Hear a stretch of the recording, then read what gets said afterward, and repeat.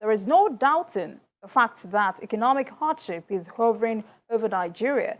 But what is more worrisome is that the future is gloomy.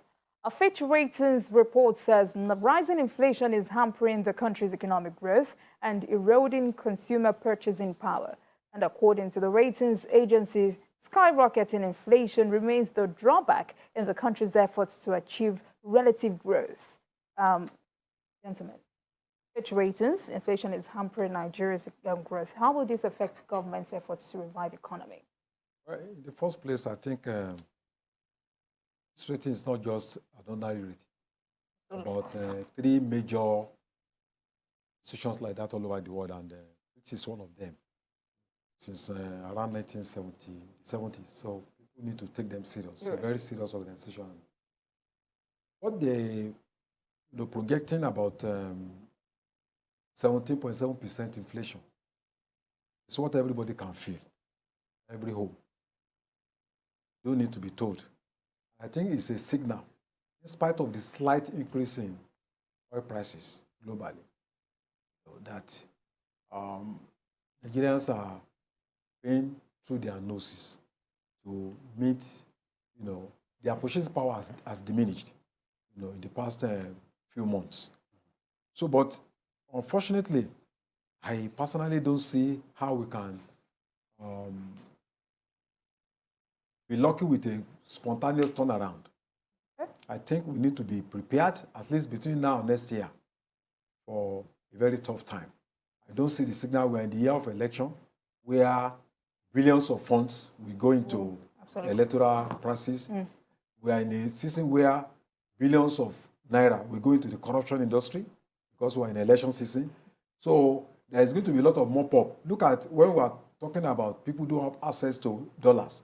We'll see what happened during the primaries and all sort of things. So whereas manufacturers that cannot access dollars, people have mopped up the dollars because they are going into politics. So I think the next months, we are just hoping that the next government, will be a government that can bring turnaround, maybe in the next 12 months after coming to power. All right, Bolaji, inflation continues to skyrocket, but wages remain stagnant. Yeah. So are we saying, or do we look at if salary increase is the answer? You see, it's not the answer. Okay. Salary increase is not the answer, because you have to look at what causes inflation in the first place.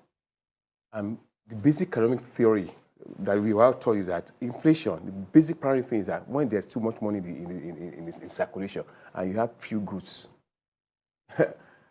you are going to have inflation.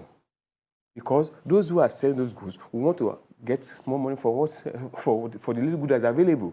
So you see, if you now increase, and you look at if you increase the salary of workers to tackle this problem, you are still pumping more money into the society. You are not supposed to do that to reduce inflation. What basically will help inflation is production. You must have the capacity to meet the demands, aggregate demands of your people. If you don't have that capacity, that people are demanding for let's just the simplistic thing, yam in the market. You have 10 tubers of yam, and we have about 20 people demanding for yam. There's going to be inflation because the person that is selling the yam will want to increase the cost of his yam so I could make more money. And there's a lot of money in the hands of people. So people pay it. And that's why you start talking about inflation. So basically, if you have a situation whereby people are being given salary and you now say you want to increase that salary, you are still putting money into the society, into circulation. And the job of the CBN is to withdraw this money so that you reduce inflation. Because if you have less money, or you reduce the interest rates for borrowing, there's a tendency for people to borrow less. And when they borrow less, you don't have too much money in circulation. And based on that, you reduce inflation. So these are the things that, when you look at some of these things, you start asking questions. Why is it that all these little... I'm not an economist. I'm not an economist. I'm just a journalist that studies what's happening in the society. But these are there are people that are experts in this area. Why is it that they don't see some of these things that we are seeing? They know some of these things. Why is government not seeing? Are they not giving advice to the right people? Because if you are saying inflation is rising, the basic thing causing inflation is that there is a lot of demand for the little things that are available. So why not tackle this problem? All right, Mikhail, let me come to you. Bolaji says salary increase is not the answer. Well, I'm sure workers wouldn't agree with him. Yes, I also disagree. The minimum wage has already been eroded by rampant inflation. We've not been able to keep inflation at single digits for a very long time. And inflation keeps rising. I even want to believe that the figures that we see, the official figures being bandied about by the NBS, are too modest. You need to go around our cities, our towns, to see that people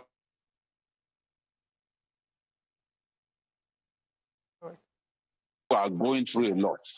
People, like, the best of them all is food, because you have to eat to even find the energy to work. But our people, a situation in which a tuber of yam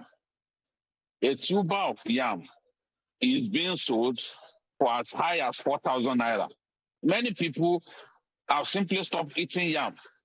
For the first time in my life, I've seen yam being sliced into several portions, because people cannot afford to buy a single tuber of yam. Wow. You now see them slicing it into like 4 or 5 places so that you can pick what you can afford. It has never been this bad for our people. The local rice, which the Hausas call gumi, is extremely expensive, and the people can't live with the fact that something that they've been used to eating, that they've taken for granted, is now extremely expensive. Food is so expensive, worsened by rampant insecurity. People can access their farms, So there is a lot that needs to be done to keep the prices of food down in our country. And of course, with diesel selling at 850 naira per liter, something that was being sold at 225 naira per liter in February, now being sold at 850 naira per liter, it has worsened the inflation in our country. Everything, has gone up. Hotels, their fares, their rates have gone up because electricity is not constant. They have to put on the generator. They have to use diesel. Breads, those bread bakers, they were threatening the other day that they were going to go on strike because all of the major condiments that they use are imported, and the naira continues to fall against the dollar. So bread prices, especially premium bread, have gone up. Bread that I used to buy at 250 1.5 years ago is now 850. So it is that bad. The inflation is rising in our country, and food inflation is a lot worse. It's making life unbearable for the common man. Now, how can you stop people from stealing when you are not paying them the right wages? We want civil servants to stay incorruptible, but you are paying them what is just not enough for them to cater for their needs and the needs of their families. So a lot of them would rather steal. So if it is in our constitution that the minimum wage must be increased every 4 years, as long as you have not expunged that portion from the constitution, government is obligated to increase the minimum wage again. In fact, it's due. Another one is due. So something that the constitution prescribes, I cannot say I'm against it. Unfortunately, even many states cannot even pay the current one. So how do we begin to talk about them paying increasing minimum wage again? So there's a lot that government needs to do for our people. Life in Nigeria is becoming extremely difficult.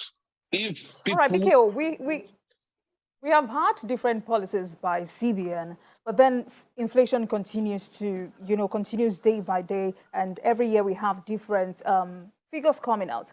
Does it look like inflation is too big for the federal government to handle? There are all kinds of problems leading to rise in inflation. The currency, for example, we are a consumer nation. Our currency is doing badly against the naira. Absolutely. Of course, that will lead to inflation because you expect businessmen, those into production, to make profit. They have to make profit. And how do they make profit? They had to add the cost of production to the burden that the buyer has to carry. So if it costs 800 naira for the baker to produce bread, to bake bread, you don't expect that you will then sell it at the same 18 naira or sell it for less. He wants to make money. Yeah. So we have to find a way to keep the value of the naira stable. The naira has to be competitive. It has to be strong against other currencies. Look at the countries around us. Their currencies are stronger than us. Look at South Africa. Their currency has always been stable. It's always been stable. Their main, it is gold and diamond that the South Africans rely on, just as we rely on petrodollar. But the price of gold remains constant. It's not subject to the kind of volatility that we face in the global oil market. So they've been able to keep their currency stable. When you go to the UAE, the currency is stable.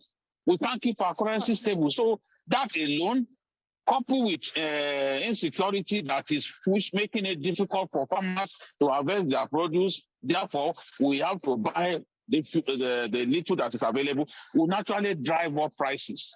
But either it's pharmaceuticals or anything that we are consuming that the raw materials are sourced from abroad will definitely go up in response to high prices in response to the poor value of the naira and in response to rising diesel prices. So it's understandable that we are in the situation that we find ourselves. But I think that the CBN has to manage the currency better. It has to manage our naira better.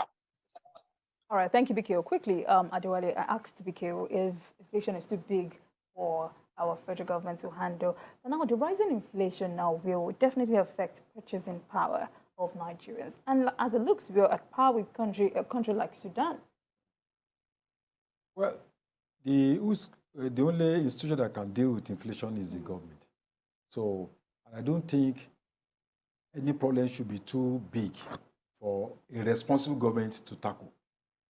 So, and it's been said very clearly that the only way you can tackle inflation is to go into production. When people can no longer produce even farm products, look at, we are talking about Shiroro and Kanji. Kanji is about 30 kilometers wide. Okay. Fishing activities in that area assist. In Shad Basin, fishing activities are the only people that are doing fishing there are bandits. So tomatoes, you want to go to farm to produce tomatoes, you are afraid of bandits. And it's not just in the north alone. I got calls from Ogun State here. People are facing the same problem. They have rice, cassava farm. At the end of the day, people, get those things destroyed. So, and even people are, in local communities, people are afraid to go to farms. So if there is no security, the agrarian sector will suffer. Then, crude oil, we produce it, we take it abroad, and then for more than 30-something years now, we cannot build a refinery. So we are dependent on everything, linking up abroad. So if we don't go into production, there's no way we can strengthen our... All right, sad realities, I must say. But then, Bolaji, your final take on this before we go. I want to agree with Wale on this. Production. And the production is not about produce or farming alone. It has to be every facet of our economy. Look at mining. In Malaysia, we have gold there. South Africa is dependent on gold economy. We have gold in Malaysia. What are they doing about it? Okay. We have gold in Zamfara, I think. What's happening? So where is the money coming from? We only depend on crude oil, and the price of crude oil is on the rise in the international market. And there's no way this is not going to affect us. So to tackle this problem of inflation, we must produce so that we have enough, so that there will be enough to be bought, so that people will not be chasing the little with the money that they have. Which is what leads to inflation.